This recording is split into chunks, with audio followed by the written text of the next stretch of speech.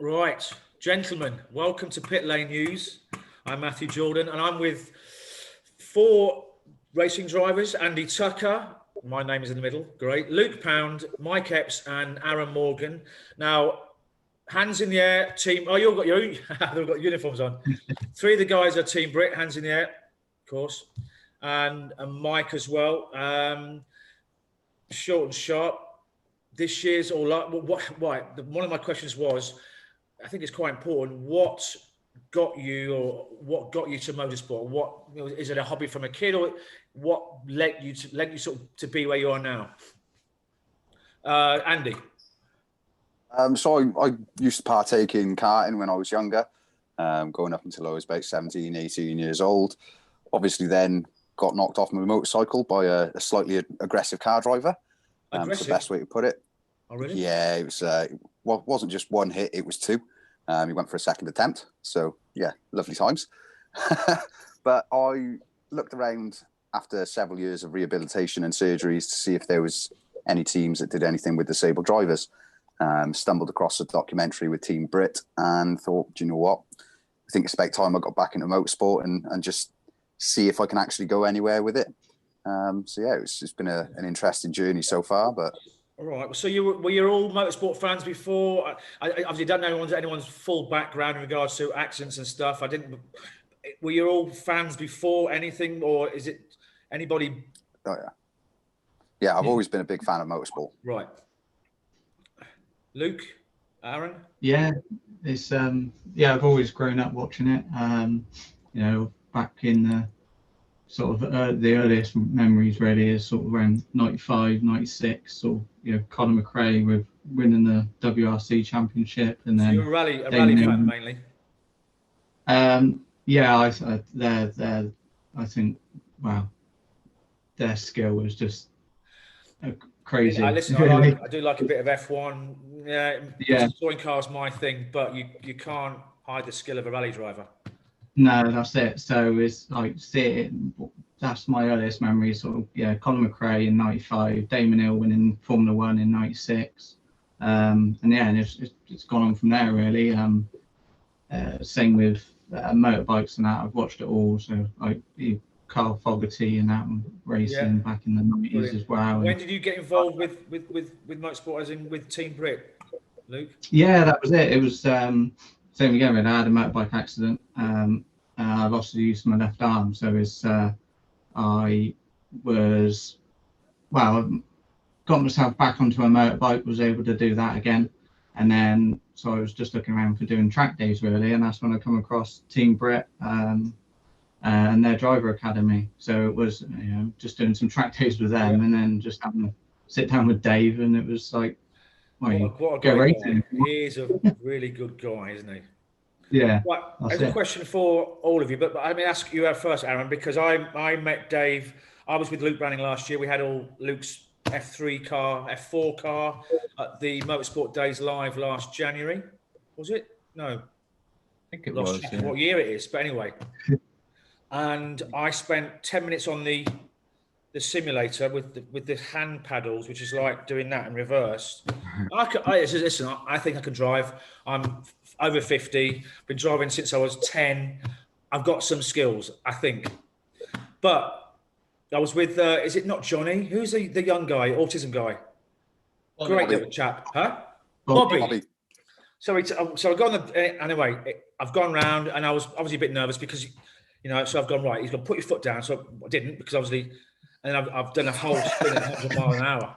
It's just, so how long did it take you guys to master? Obviously, are you using the same paddles, Luke, or how about you, Aaron? How long did it take you to get, because for me, I was like, I'm not going to go out again. I love, give me pedals all day long. That was I can imagine being quite a while to grasp it.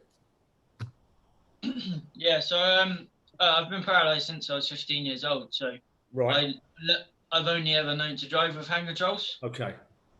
So I learned just using the typical push-pull control lever, which I have in my road car, and a lot of the community have in their everyday cars.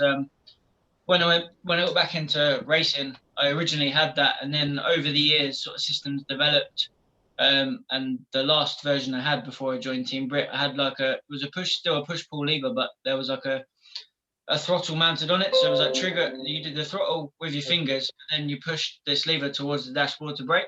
Okay. But then you could do both things at once. Whereas with the push-pull, you pull it to accelerate or push it to brake. So you can't do both at the same time.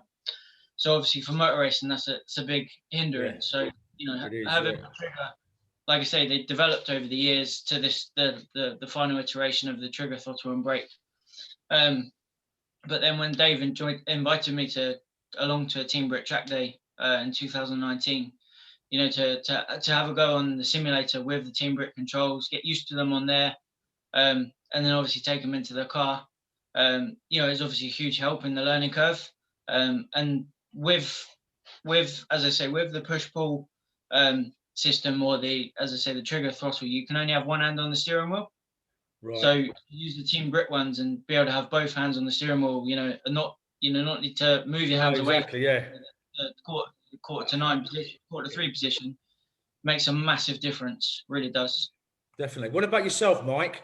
What are you in the same sort of tools as these guys, or what are you using? What's are you normally? How are you racing? So obviously, I don't have any disability or anything, so I'm completely normal with my operation of a vehicle and a car. But I have I've got a fairly extensive simulator set up here at home now. Right. Because of the esports sort of craze last year, I wanted to jump in on that as much as possible, because I've sort of fallen off the grid as such last season and this season, because budgets are harder and harder to acquire. Things are getting tighter before they're getting looser for anyone. So I do have paddle clutches on my steering wheel setup.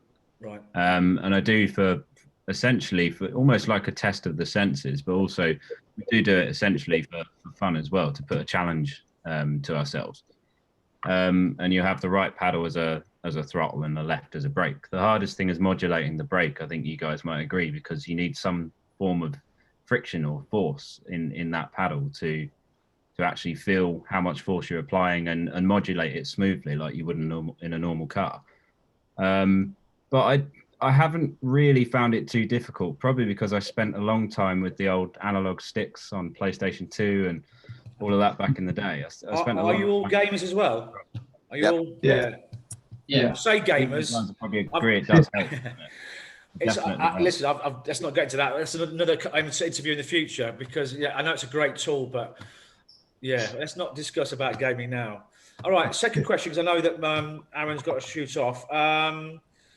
What are all of you sort of take it in turns, last year's biggest achievements, and what are you going to try and beat this year? What do you need to beat for last year's biggest achievement? What are your plans this year to beat last year's biggest achievement? Let's start in the top left, Andy. So I think for me, I managed to gain 3 podium positions last year. And I just want to try and improve upon that and try and bring silverware home at every single round if we can. Are you going for 4? We're racing in. Or are you going to have to double? No, I want every single race. We're really going to be pushing it hard this year with the new BMW 240 that we've got, and it should be a front runner. I can't see any reason why it won't be. So that's my personal goal. Brilliant. And I'm sure it's the same for everyone else. What was your last year's best sort of results, Luke? Annoyingly, just behind Andy all the time. He's at top left, you see. I'm on the podium. I'm first, he's second, you're third.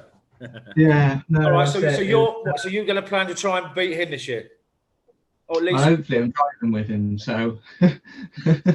hopefully I'm driving with him, so I might do a bit better then. So he just wants to share the glory, look.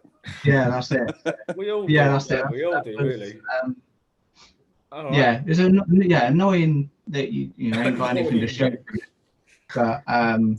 But the fact that we obviously was in similar cars, so you can look at the data of each other's and that, and we're sort of on similar. And Hamilton, is it? A little bit. Yeah, that's it. Car, yeah. It's always second. Yeah. That's the George Russell, bottom right. Aaron, what about you? Have you guys race together last year all together? No. Sorry, Andy, go on. Did you No, all so race we're- last year, Andy, Luke, and Aaron? Yeah. Okay.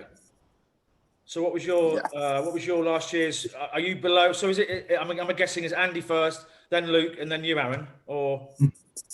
No. So last year, Bobby and I were competing in the Brit Car Endurance category in the team's Aston Martin. Lovely. Andy and Luke were driving in the trophy category in the team's BMWs. So the highlight of last year for me was probably the first race weekend. You know, as with anything in any new season, it was mega delayed. It didn't start till last August. So sort of the anticipation of what was going to happen was dragged out even longer than normal. Yeah. But yeah, no, in the second race, we were able to grab a Class 4 podium.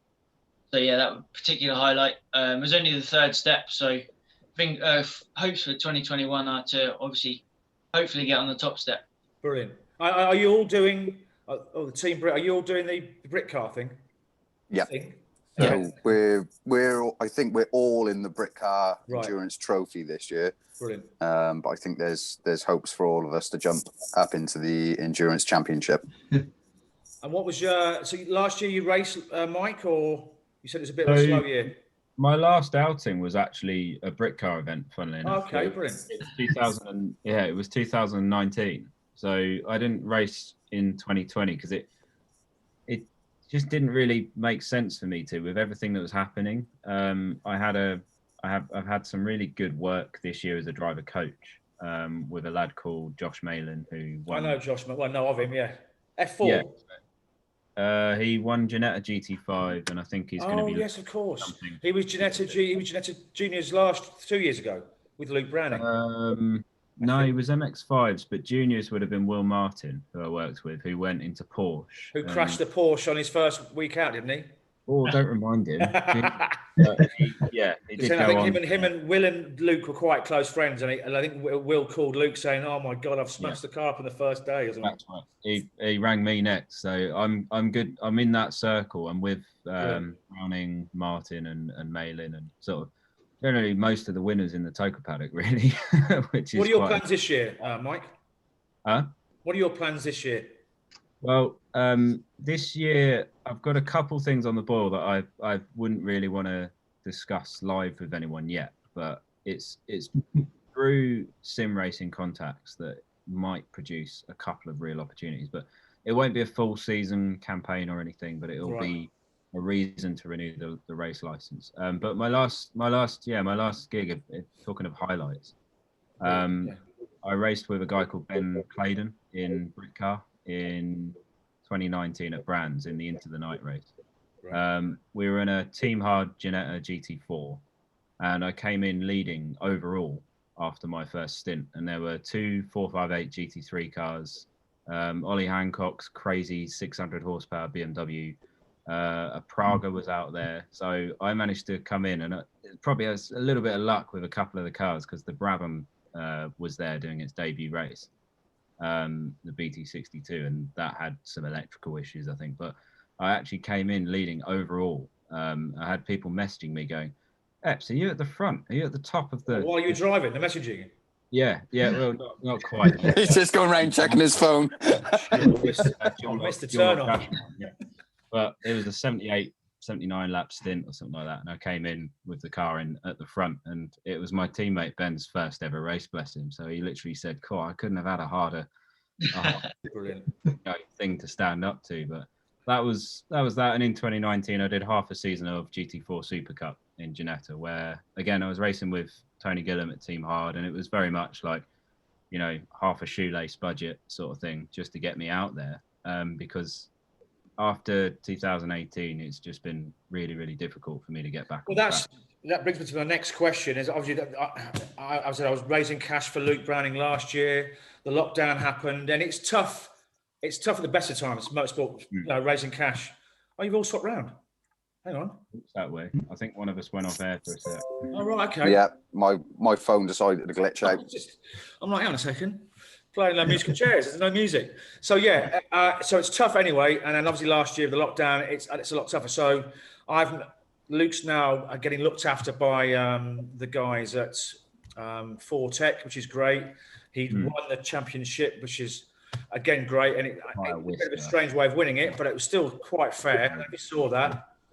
Bizarre, but he's always had rain on his side, and the rain came through, and the points thing, and it was all fair. It wasn't like it was lucky, but it was. And I told him about, because I also do nutrition as well. And I kept saying, listen, no, I'm okay, I'm okay.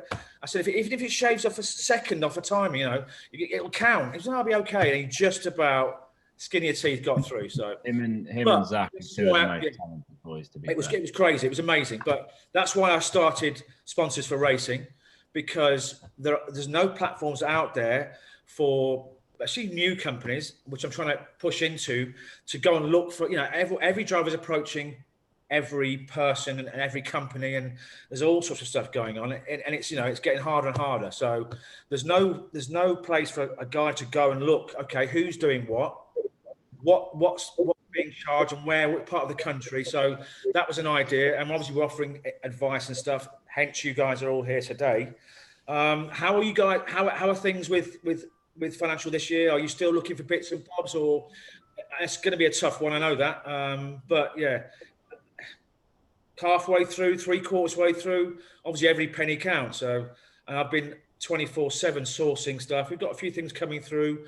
We're working on a consultancy basis. So rather than have one guy with 150 grand going to one person, I'm putting across proposal to, listen, we've got this proposal, one where you can go buy, if the company fits, bikes, BTCC, WRC or whatever, or so I'm offering a spread betting option, because it gives, I'm putting the client first, and we're trying to share it. But and that's what we've been doing, But at the same time, with you guys on board, Pitlane News now is we're getting 60,000 post impressions a month now on the LinkedIn alone, and that's growing and growing. So we'll be pushing you guys through the whole season, because again, any extra exposure to anybody, especially my business connections, is going to make, it's going to hopefully potentially increase funding. That's how it works. More more likes, more followers. That's the aim. So how are you guys sitting in regards to sort of situation? Has it been a tough year? Or is it going to be a tight one? Yeah, so it's been a little bit tough. That's for sure. But a lot of businesses have simply got their doors closed at the moment. So you can try and ring them, you can try and drop an email, but you don't. No one's answering. Yeah, you don't get a response. I'm personally about 3/4 of the way through of what I need. I've got a potential deal on the table at the moment that should, give me the rest of the funds that I need to go racing, but it's still, a challenge. It's been several months of hard work of looking around, and I'm lucky in the fact that several of my sponsors from last season have actually stayed on board as well. Yeah, so I'd say I'm in a better position than most, but still not in the ideal or perfect situation. Well, yeah, last year a lot of guys just dipped out, just couldn't even, BTC guys. So it's been difficult. What about yourself, Aaron? Same boat? No. Sorry? Same boat. Yeah, no. Well, as Andy said, a lot of only very few companies have been able to dodge the effects of the pandemic. And typically they, your popular social media sites and stuff like that, and trying to track down the marketing manager of a big company like that, or the CEO of a company like that's near impossible. It's a little tip: never approach a marketing manager. Always go to the CEO and come down, because they get inundated. But yeah, no, it's I know it's been tough. But do you guys, especially on the Team Brit side, do you guys get help from Team Brit as a whole as well, or not? Yeah. So we get a lot of help, looking for sponsors, and they provide us with decks to send out and advice along the way. But sadly, they don't give us a paid drive. It would be nice, if they can look into that for us. It'd be great, but yeah, it's still quite hard work. I think part reason for that is to instill it within the drivers to have a solid work ethic and push themselves as hard as they physically can. I think the thing you guys probably benefit from as being in a hub altogether in Team Brit is that you're like an entity to sponsor as drivers. So you have your own personal sponsorships and those companies that you have your own connections with individually. But I think and correct me if I'm wrong, Matt, but the sort of thing you're setting up here is like a structured entity to sponsor several drivers through, and you can it gives you a bit more reassurance probably as a sponsor or partner of what you're getting into because of the size of everything that's happening. You know, Team Brit has quite a large presence in motorsport. That is certainly not, you know, it's been seen by everyone. And it's a logo, it's a brand, it's a structure, it's got everything to it. Whereas an individual driver going for sponsorship would probably struggle against a team in quite a lot of situations. I agree with you, yeah. And it's also, I hate to point out the obvious, but there's angles as well. Whether it's, I was speaking recently to Charlie, and I've forgotten a second name. Martin. Yes. Heading to be the first transgender something or other. And, you know, that's an angle which I've been in sales and marketing for 25, 30 years. You know, females working, female sports, female drivers, W Series. You know, and you know, Team Brit. I've got working with a lady called Carol Glenn, who is trying to help, as is Lewis Hamilton, trying to help underprivileged young black kids as well. So it's a bit of an angle, and that's how Lewis got into the first place. He was spotted. Hang on a second. So it's an angle that can be used, and I think it's great. You know, that you guys are doing what you've. Let's be honest here. If I lost my legs tomorrow, I think I wouldn't cope mentally for quite a while.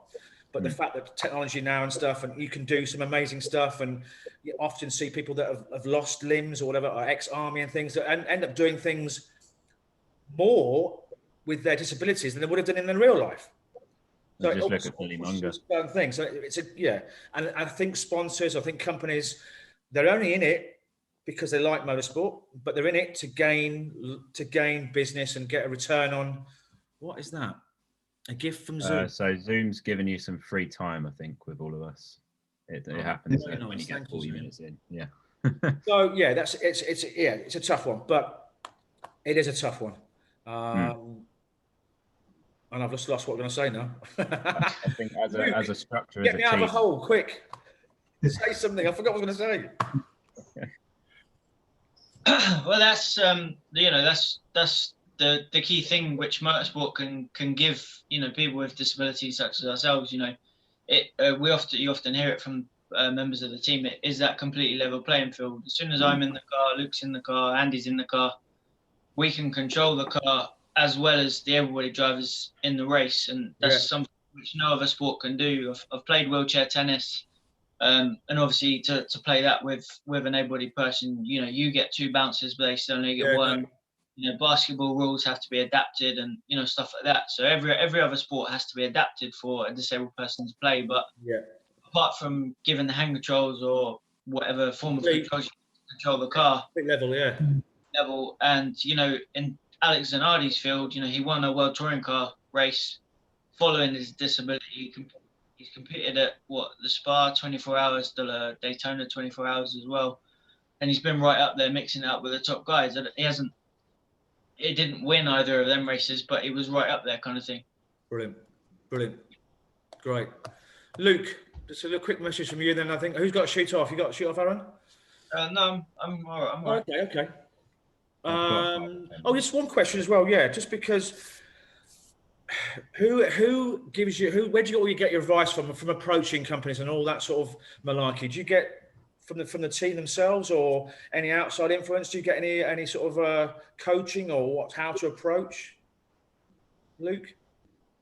Yeah, so we got Mike that who deals with the team for getting sponsors in with the team and everything. So he's always given us advice and whatever, and he gives us our packs or whatever, and you know, different angles of how to speak to certain sponsors and things, or best way of approaching, or even if you can't get, say, sponsorship money in directly, is finding a different angle to do things like talks and things like that. So every year.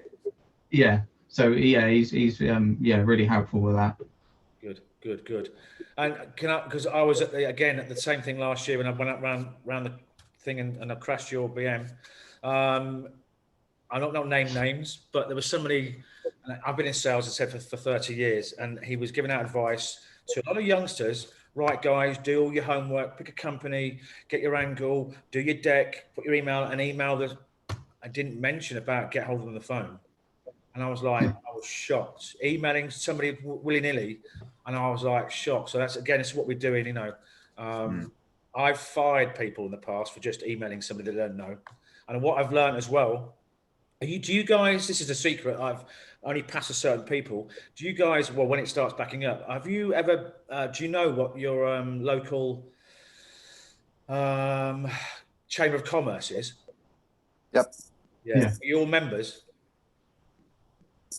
I am. I'm not sure about the others. It's going to go out on air now, but because no one's ever mentioned it. None of these teachers and these guys. Chamber of Commerce is basically all your companies in Manchester all together, you know, and they're all helping each other out and stuff. They've been closed down now, but in general, you go along there and you're meeting people, and he loves motorsports. That to me is the face-to-face. They meet you, and that's where I think where the majority of funding comes from. So I've just given out my top secret now. My career over. But yeah, there's a lot of mixed messages out there, I think, for especially the youngsters, and that's why we're offering some mums and dads a bit of advice, because it's very time consuming. You know, it is, and a lot of time, that time can be wasted. It is being wasted, but it can be targeted and put properly. But again, that's what we're here for, to try and direct and try and make sure that every person that everyone's targeting is we call it a warm lead. You know, it's you've done the homework. Right, guys, have you got any questions for me? No. Is this thing on? Yeah, I do have quite a good one. Go on then, and then we'll call it a day. How did you manage to spin the BMW? It's one of the easiest cars to drive out there. Yeah, what we're doing this? Well, I was in the beginning, I was going. It's as you mentioned earlier, Mike. You know, I've been heel and toe. When you use accelerate, you can feel that. You can feel the brakes. You can feel the car. Here, it's So I was going slow, and then too slow, and then I was getting annoyed that I was going too slow because being passed by. So you went too fast. And then I got the third lap went too fast, and then that was it. And then obviously the brakes went too hard, and it was just full round. And his face, bless him. Sorry, the paddles, but it was just like it's like when you brake with your opposite foot. If you can, but it's the same sort of thing. You swap hands that you're used to. It's the same thing. You're very heavy on the brakes, and that's what I did. But it was fun. I do like Alton Towers, that sort of thing. So it was great. But I said never again. Never again. I just no, not even on a sim. So hats off to the guy for learning that. But it is great to know that you can, as you said, compete with anybody, and that must be a nice feeling for you guys, not to be playing a tennis with having two bounces or being handicapped, which is obviously for golf and stuff, in literally and both physically. It must be a nice feeling to be in a sport where no one gives a shit. But one question before I go, this is going to get so many bad likes from so many people.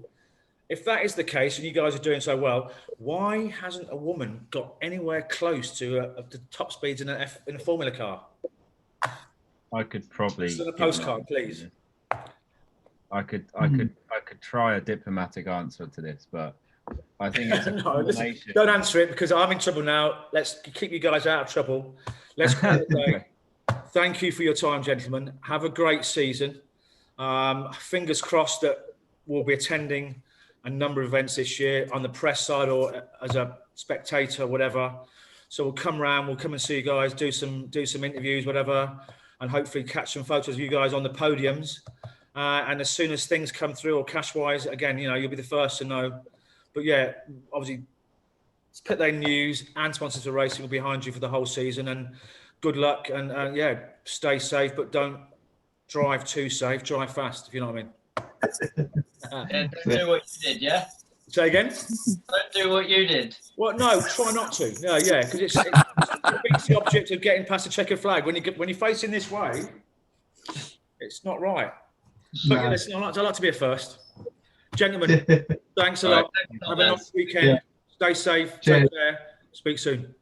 Take care, everybody. Bye. Cheers, Andy. Cheers, Aaron. Luke, cheers, mate.